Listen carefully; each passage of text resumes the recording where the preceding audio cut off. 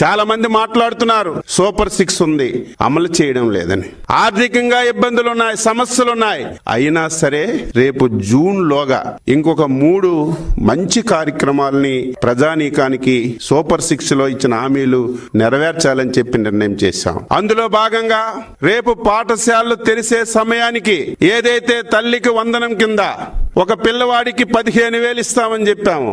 అదే విధంగా ఎంతమంది పిల్లలుంటే అంతమంది పిల్లలకి, ఒకరున్నా ఇద్దరున్నా ముగ్గురున్నా రేపు స్కూల్స్ రీఓపెనింగ్ సమయానికి తల్లికి వందనం కింద వారి అకౌంట్ లో డబ్బులేసి స్కూళ్లు తెరచడానికి ఈ రోజు పొలిట్ బ్యూరో నిర్ణయం తీసుకున్నాం. అదే విధంగా రైతులకి అన్నదాత సుఖీభవ కింద కేంద్ర ప్రభుత్వంతో కలిపి 20,000 రూపాయలు ఇస్తామని స్పష్టంగా హామీలు ఇచ్చాం. చాలా ఇబ్బందులున్నాయి, సమస్యలున్నాయి. కానీ ఇచ్చిన హామీ నెరవేర్చాలి కాబట్టి రేపు కేంద్ర ప్రభుత్వం మేలో ఇచ్చిన జూన్ లో వాళ్ళు ఇన్స్టాల్మెంట్ ఇస్తే ఆ ఇన్స్టాల్మెంట్ తో కలిపి రాష్ట్ర ప్రభుత్వం కూడా అన్నదాత సుఖీభవ కింద ఈ రోజు రైతులకి డబ్బులు ఇవ్వాలని నిర్ణయం చేశాం. ఈ రోజు మత్స్యకారులు ఉన్నారు.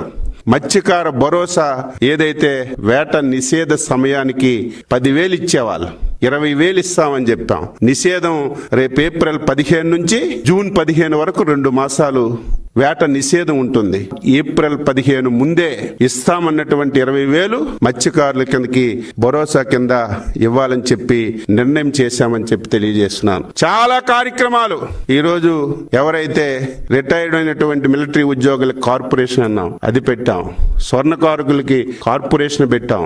దాదాపుగా 60-70% హామీలన్నీ కూడా నెరవేర్చాం.